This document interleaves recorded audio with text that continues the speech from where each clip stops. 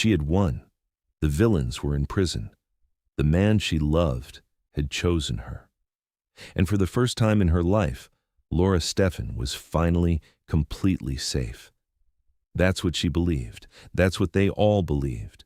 Nobody thought to ask what happens to a woman who has lost everything and decides she has nothing left to lose, because a woman with nothing left to lose doesn't grieve.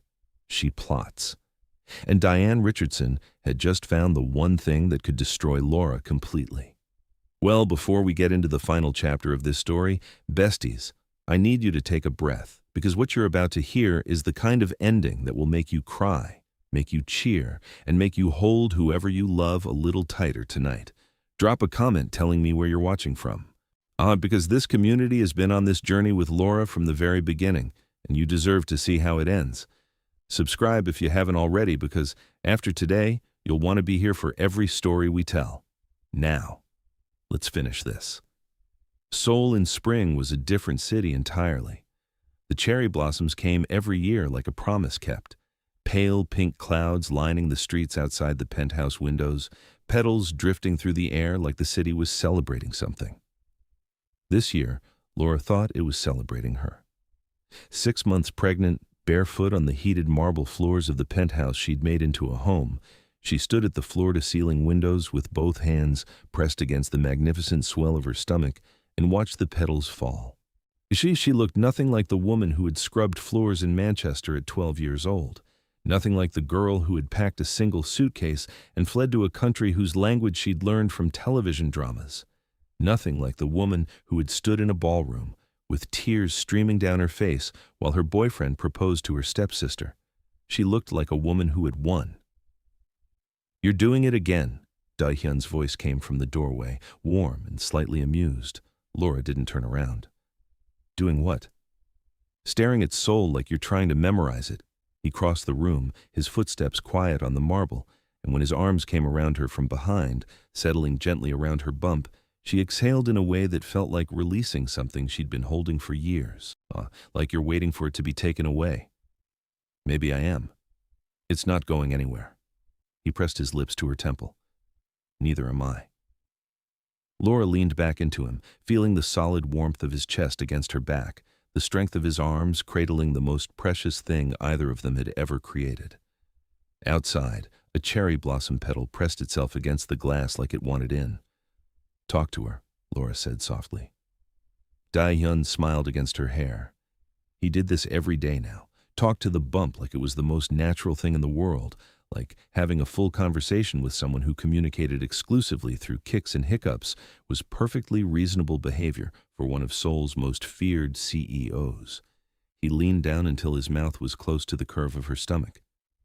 "Good morning," he said, his voice dropping to that low, private register he reserved only for this.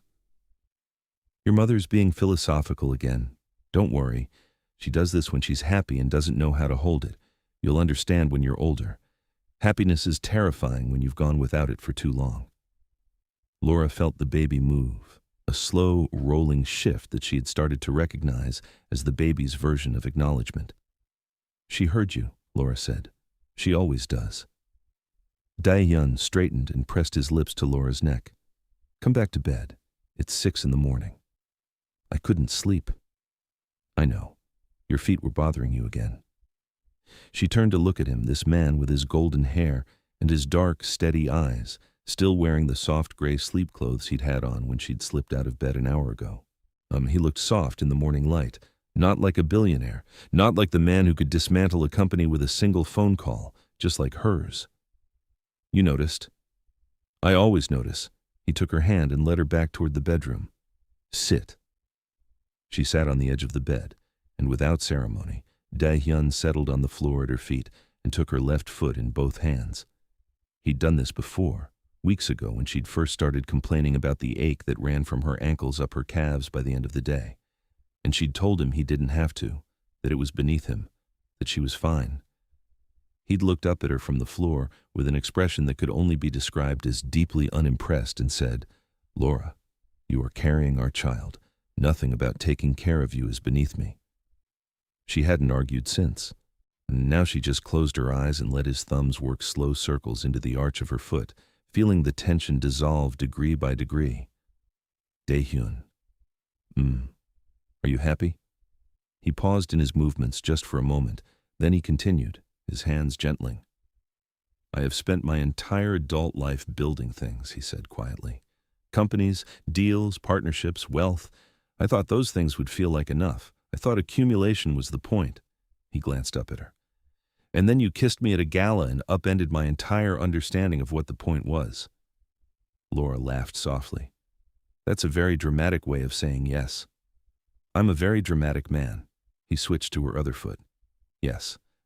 I'm so happy it frightens me sometimes. Is that what you wanted to hear? That's exactly what I wanted to hear. They stayed like that for a while. Her on the edge of the bed, him on the floor, the city waking up outside the windows, the cherry blossoms making the world look like a different, gentler place. It wasn't always this peaceful. The pregnancy had been beautiful and hard in equal measure.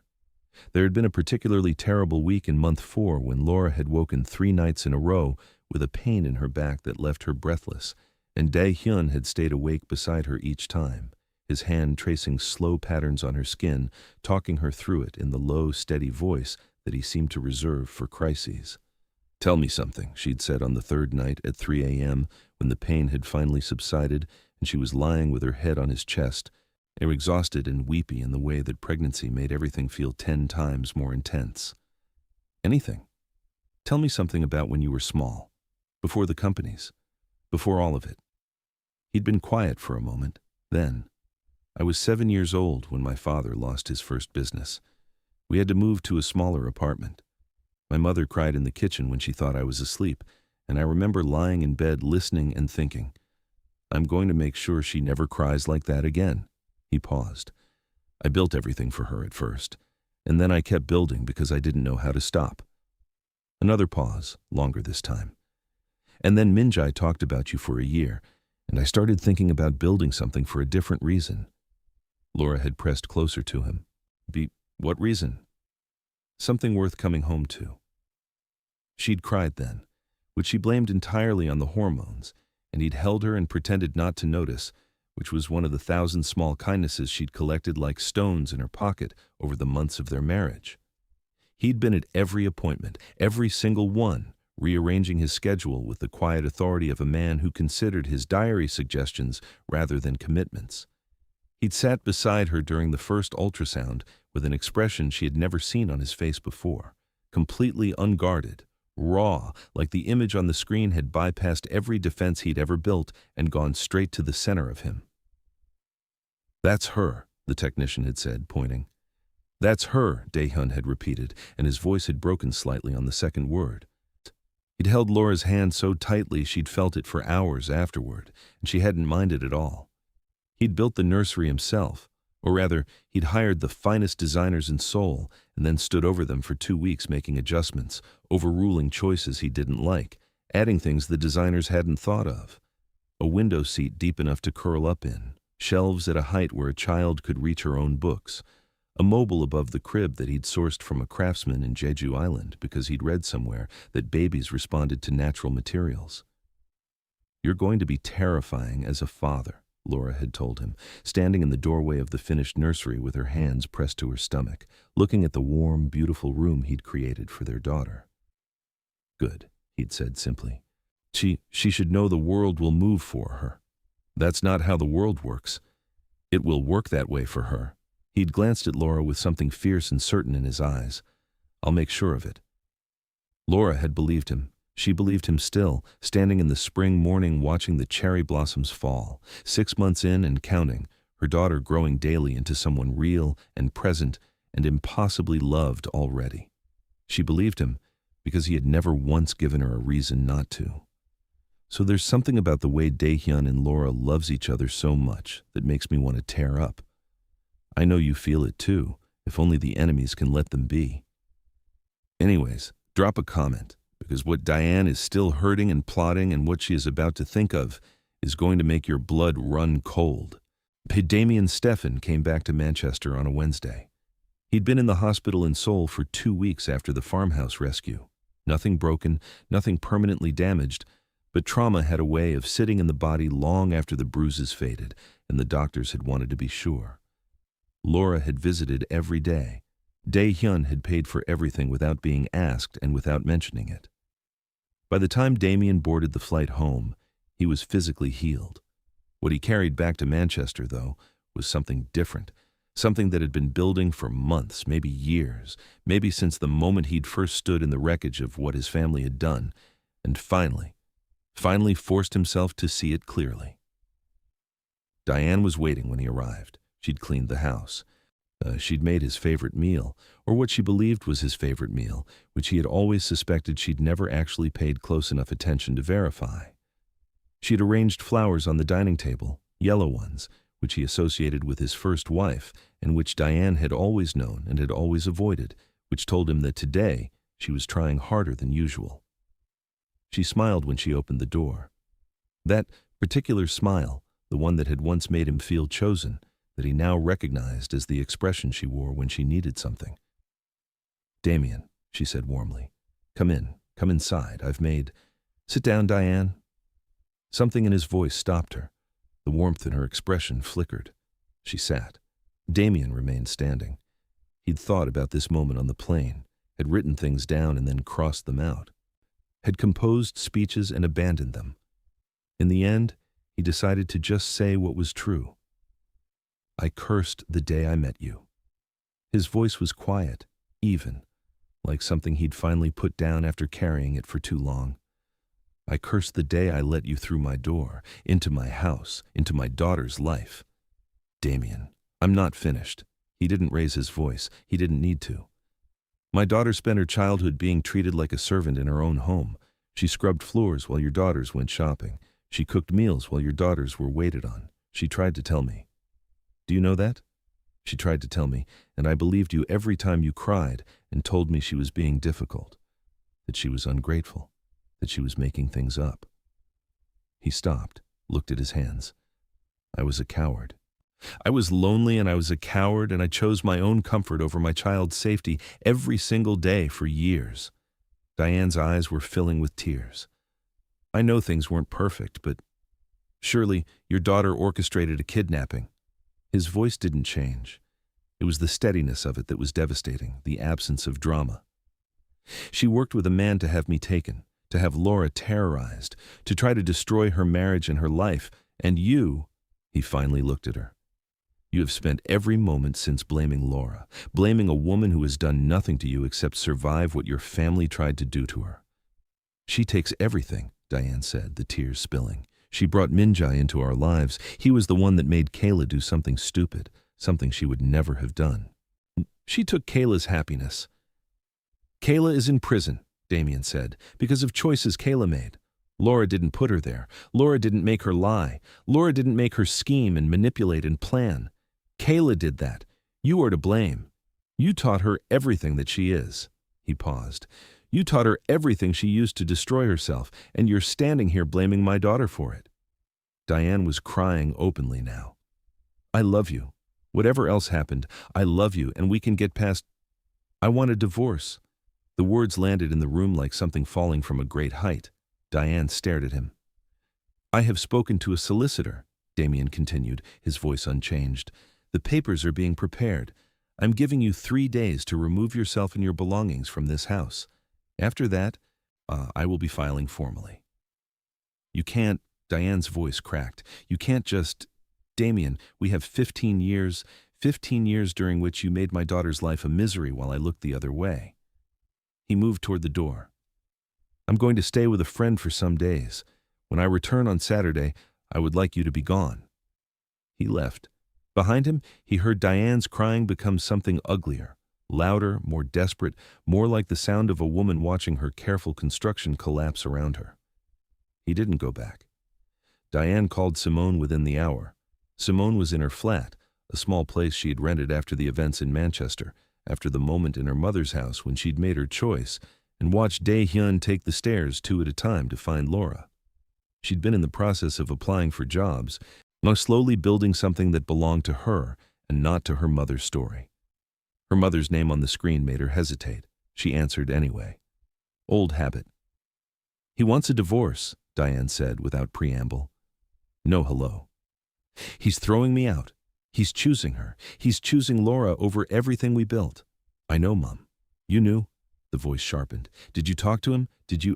I didn't do anything. He's a grown man who finally saw what's been in front of him for 15 years. Simone kept her voice flat. She'd learned that neutrality was the only safe register with her mother. Warmth invited manipulation. Anger invited escalation. Flat was safest. He's not choosing Laura over you. He's choosing his daughter over you. Those are different things. She has destroyed this family. The words came out jagged, raw. The grief of someone who had only ever operated in blame. She came into our lives and she destroyed everything. Your sister is in prison, my husband is leaving me, and Laura is living in a penthouse in Seoul carrying a billionaire's baby and laughing at us.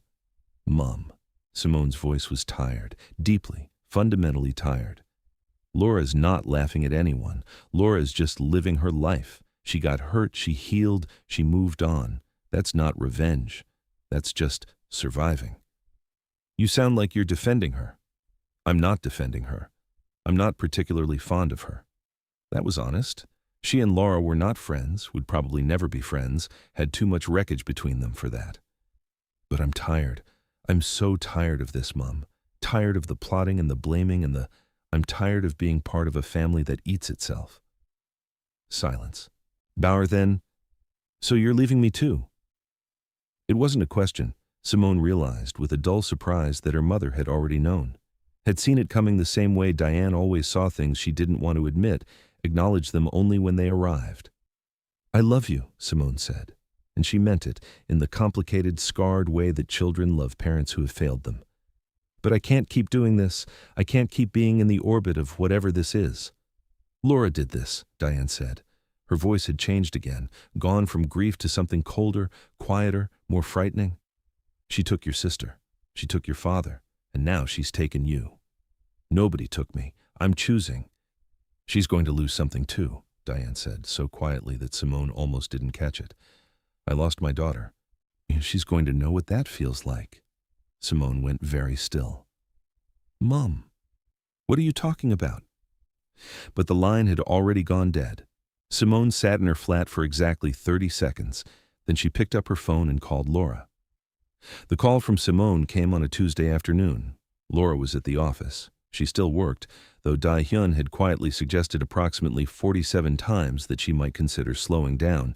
Each suggestion met with the same look that had eventually trained him to suggest it less. When her phone buzzed on her desk with a number she almost didn't recognize, she almost let it go to voicemail. Something made her answer. Simone? Laura. Simone's voice was tight, careful, like someone choosing each word before releasing it. I'm going to say this quickly because I don't know if I'm doing the right thing, and if I think about it too long, I'll talk myself out of it. My mother is planning something bad. I don't know exactly what, but I know Diane, and I know the look she gets when she's decided someone has to pay. A beat. She's been talking about you, about your baby, about how you took everything from her, and she's going to take something from you. Laura's hand went instinctively to her stomach. Simone, I know we're not close. I know I'm not exactly your favorite person, and that's fair. A pause. I'm tired of being part of this family's wreckage. I'm not doing this for you. I'm doing it because I can't be the person who stayed silent again. The line went dead before Laura could respond. She sat at her desk for a long moment. Was her hand still pressed to the curve of her stomach, the spring light coming through the office windows, and felt the cold that had nothing to do with temperature settle into her bones. Then she heard Dae Hyun's voice in the outer office, talking to her assistant, and she made a decision. She was done being the person who faced things alone. She picked up her phone and called him. He answered in 2 rings. Everything okay? I just got a call from Simone. The briefest pause. I'm on my way up. He listened to everything without interrupting. That was one of the things about Dae Hyun that still surprised her, the quality of his attention, the completeness of his focus when she was speaking. He sat across from her in her office with his elbows on his knees and his eyes on her face, and gave her every part of his concentration. When she finished, he was quiet for a moment. Simone helped us before, he said, yes? Which means she has no reason to lie now, No angle to play. He leaned back, his expression doing the thing it did when he was thinking several moves ahead simultaneously. She's warning you because she means it. That's what I thought. You're not worried. I'm terrified, Laura said simply. She's talking about my baby, Dae Hyun. He reached across the desk and took her hand. Then we don't ignore it. His thumb traced across her knuckles. I'll handle it. I don't need you to. Laura. His voice was quiet but absolute. You are 6 months pregnant. You have done enough fighting. Let me carry this one. She looked at him for a long moment, at the certainty in his face, at the protectiveness that had been present from the very beginning. That night in the gala parking lot when he'd believed a stranger and decided to fight for her. Okay, she said. Okay. She didn't know what he did after that. She knew there were phone calls. She knew Jin Woo was involved. She knew something was set in motion, quietly and efficiently, in the way that Dae Hyun handled every threat, without drama, without announcement, with the calm precision of a man who had learned long ago that loud wasn't the same as effective. She trusted him. For the first time in her life, completely, without reservation, she trusted someone else to protect her. It was the most terrifying and the most peaceful thing she had ever done. The prison visiting room smelled of industrial cleaner and old coffee and the particular institutional staleness that seemed to exist in the same form in every country. And Diane had taken the bus. It was humbling in a way she hadn't expected. Diane, who had spent 15 years being driven in Damian's car, who had arranged her life carefully around the trappings of a comfort she hadn't earned. The bus took 47 minutes. She stared out the window the entire way and thought about Laura. Always Laura. It always came back to Laura. Kayla came through the door in a gray prison-issue tracksuit, and Diane's heart broke open in her chest. Her daughter, her brilliant, beautiful, calculating daughter who had inherited every sharp edge Diane had ever carried and had wielded them without the caution that had at least kept Diane marginally within the law. Kayla was thinner, not in a healthy way. There were shadows under her eyes that hadn't been there before, and a way she held herself, careful, watchful, on conserving energy, that Diane recognized as the posture of someone who had learned to be afraid of her environment. Mom, Kayla sat across from her. Baby, Diane breathed. She reached across the table and took her daughter's hands. They were rough. Kayla's hands had always been smooth, manicured, tended to carefully as part of the performance of herself. These were the hands of someone who had been stripped of their performance. You look terrible, Diane said, because she had never been good at comfort, only at honesty when the truth served her. I'm in prison, Mum. People don't generally look their best. Are you being looked after, are they? I'm fine. A flat dismissal that meant she wasn't, that she was managing in the same way Diane had always managed, by calling survival fine and moving on. What are you doing here? You didn't tell me you were coming. I had to see you.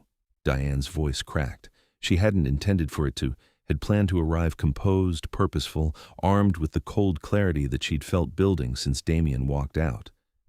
But seeing Kayla like this, Kayla who had always been the daughter she understood, the one who fought rather than endured, seeing her reduced to this thin, careful girl in gray, something in Diane simply split. He's divorcing me, Diane said. Your father. He's divorcing me and throwing me out of the house. Kayla's expression shifted slightly. Not surprise, she'd probably seen this coming before Diane had.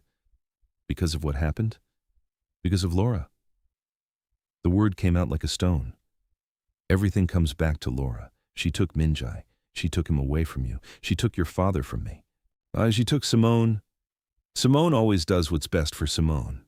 And now she's sitting in a luxury penthouse, pregnant and happy and everything she wanted while you're in here, and I'm alone. And Diane stopped. Her hands were shaking. She pressed them flat on the table. She needs to know what it feels like, to lose something she loves, to have something taken. Kayla was very still. Mom, she said slowly, she's due in 6 weeks. Diane kept her voice low. The visiting room had other people in it, other conversations happening at other tables. No one was listening to them. She'll be in the hospital. I know which hospital. I found out. She didn't say how. She had her ways. She'd always had her ways. If I went there, if I had help, Mum, Kayla's voice was careful, What are you saying? I lost my daughter, Diane said, Beta looking at Kayla directly. She's going to know what that feels like. The silence between them stretched.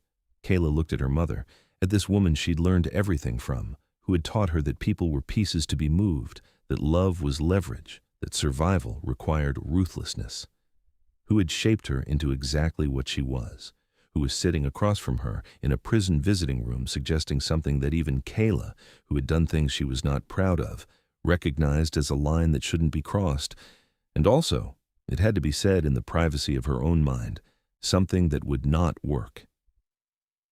Your plan has holes, Kayla said. Diane looked up. You can't just walk into a hospital maternity ward and take someone's child. There are systems, security, identification requirements. Kayla paused. But Diane waited. I have a contact, someone who owes me a favor from before. He can get access to a hospital. He knows how to look like he belongs somewhere he doesn't. Kayla's voice was detached, clinical, the voice of someone running logistics.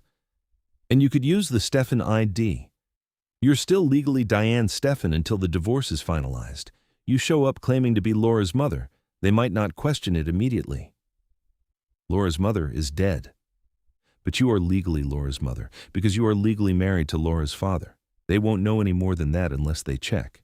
And in the chaos of a maternity ward with a new baby and a new mother, Kayla stopped, looked at her own hands.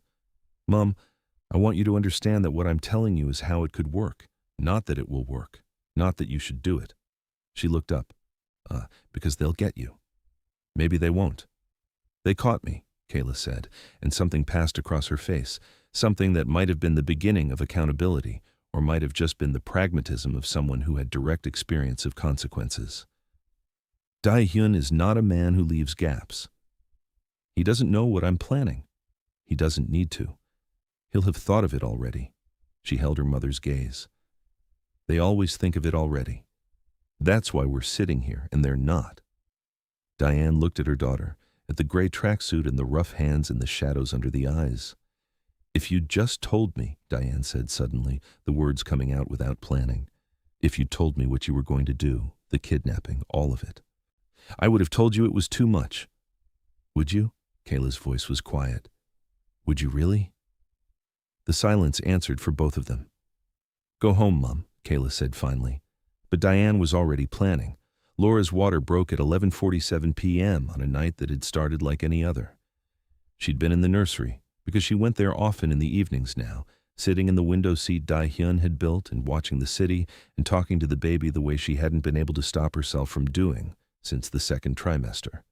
Just talking. About anything. About her mother who had braided her hair, about Seoul in spring, about the man asleep in the room down the hall who had no idea yet what kind of father he was going to be, only that he intended to be exceptional. She'd been in the middle of a sentence when the first contraction hit, and she'd gripped the edge of the window seat and breathed through it the way she'd practiced, and then she'd called for Dae Hyun in a voice that was calm enough to be alarming. He appeared in the doorway within seconds, still half asleep, his golden hair disarranged, wearing the soft gray sleep clothes that had become her favorite version of him. One look at her face and he was completely awake. Now? Now, Laura confirmed. What happened next was organized chaos. Dae Hyun was calm in the way that Laura had come to understand was not the absence of feeling, but the channeling of it, every emotion converted into action, into efficiency, into the getting of things done. The hospital bag had been packed for 3 weeks. The car had been on standby for 2. Lee Jinwoo received a text before they'd even left the nursery. In the car, Dae Hyun held her hand through the contractions and didn't say anything about her grip, which was probably leaving marks. Talk to me, Laura said through gritted teeth during the third one. About what? Anything, like you do with her. So he talked.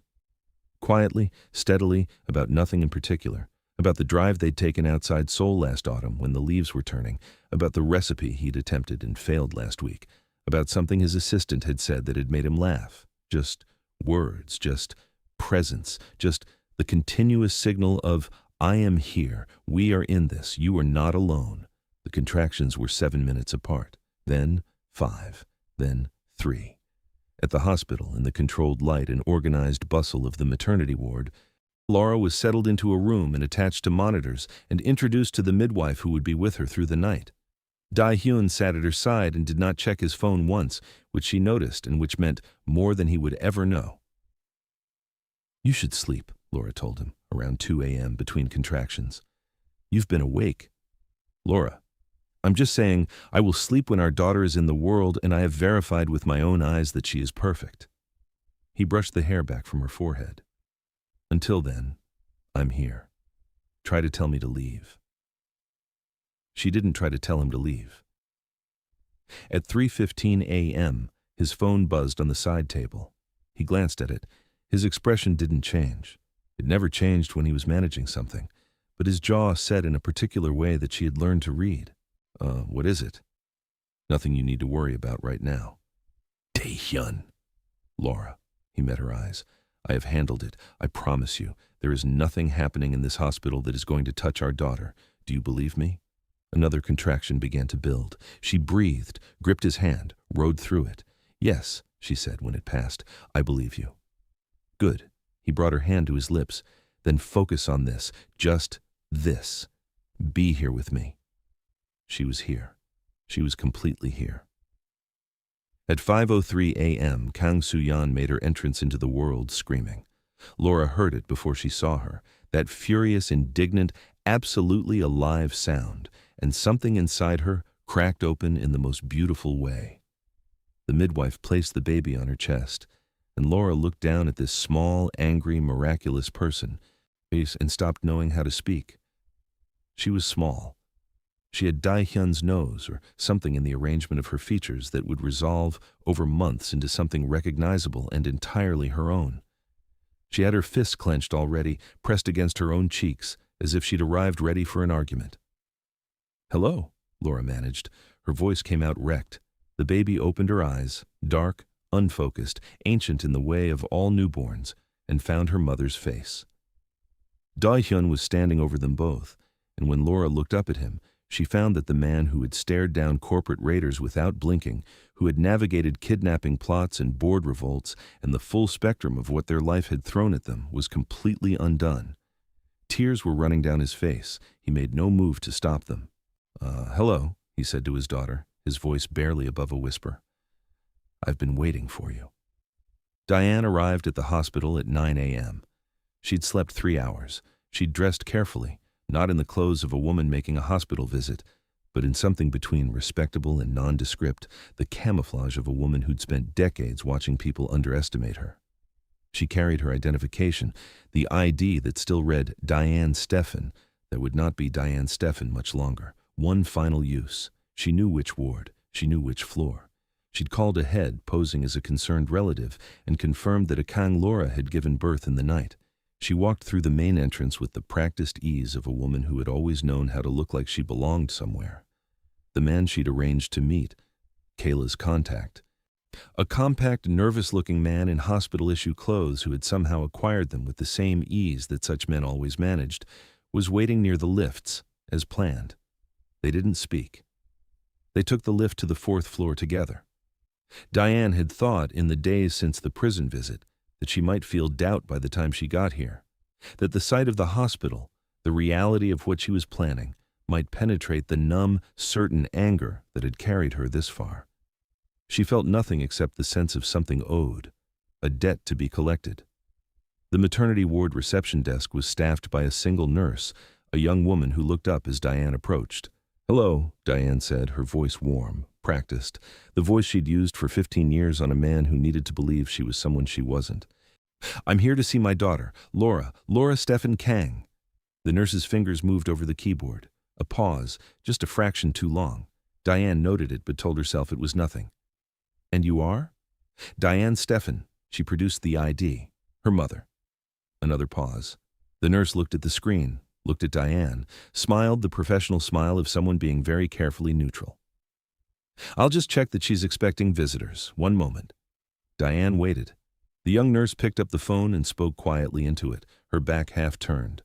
Diane kept her expression pleasant, benign, grandmotherly, almost, which required the most effort. The man she'd come with, She didn't know his name, hadn't asked, shifted slightly beside her. She felt him tense, the sound of footsteps somewhere behind them, multiple sets of footsteps. Purposeful. The nurse turned back, still smiling. Someone will be right with you. The someone who arrived was not a nurse. Kim Jin-woo, Dae Hyun's head of security, came around the corner with two members of the hospital's own security team and the specific, unhurried energy of a man who knew exactly how this was ending. What Diane didn't know was that when Dae Hyun heard she was coming for his daughter, he wasted no time. He ensured every part of his daughter's life was secure, starting from her birth in the hospital. She didn't know that he'd already spoken to the hospital. He had given them specific instructions that if the name Diane Stephan or Diane Richardson or any variation appears in any visitor log, any inquiry, any attempt to access the maternity ward, he wanted to be alerted immediately. Lee Jin-woo was coordinating with the hospital security team directly. Diane's companion broke first. She felt it before she saw it, the shift in his posture, the intake of breath, the calculation she recognized because she'd made it herself 1,000 times. Is there a way out of this? There wasn't. Jin-woo had already placed a hand on his shoulder. I need you to come with me, Jin-woo said to the man, and then looked at Diane with an expression that was perfectly, deliberately blank. You too. I'm here to visit my daughter, Diane said. Her voice didn't shake. She was proud of that at the end. I'm her mother. Laura Stephan Kang's mother died when Laura was 8 years old. The voice came from down the corridor. Dae Hyun walked toward her with the same unhurried energy as Jin-woo. Wearing clothes that were too expensive for the hospital setting, his golden hair slightly disheveled from the night he'd spent, his eyes carrying the particular darkness of a man who had not slept. And something else. Something she had not expected to see. He wasn't angry. He'd moved past anger. What was in his face as he looked at her was something colder and more final. That is not her mother, he said to the nurse, to the security team, to anyone within hearing. That is the woman whose daughter conspired to kidnap my wife. Diane's companion was being walked away. She heard him starting to confess, rapid, nervous, already bargaining, already collapsing. I only helped her because of Kayla. Kayla told me to help her mother kidnap the baby. I didn't want to do it, I swear. She stood very still. Dae Hyun. She hadn't planned to say his name. It came out anyway. My daughter's in prison because of... Your daughter's in prison because of choices she made. His voice was level, almost gentle, in the way that absolute certainty can sound gentle. She hurt people. She's being held accountable. That is how it works. He stopped perhaps 3 feet from her. You came here to take my child.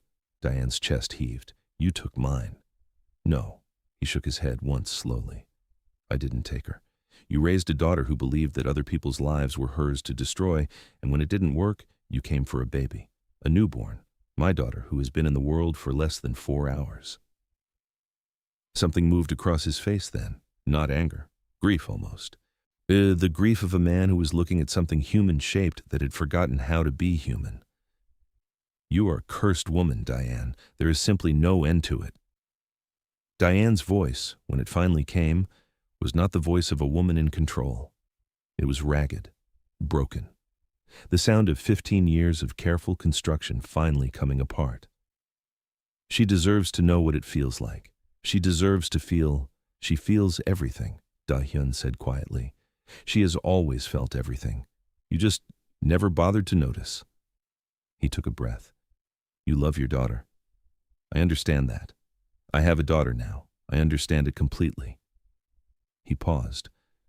But love does not entitle you to destroy other people, and it does not protect you from consequences. He looked at Jin-woo. Since you love your daughter so much, Dae Hyun said, his eyes returning to Diane's face, go be with her, in prison. Because I promise you, Diane, you and Kayla are going to be there for as long as my daughter breathes. I will make sure of it personally. The security team closed in. Diane was not watching Dae Hyun anymore. She was watching the corridor, the direction of the room where, somewhere beyond those doors, Laura was lying with a baby on her chest and a life that had survived everything Diane had ever thrown at it. She had one final thought in the moment before she was led away. She had never, in all of it, managed to break her.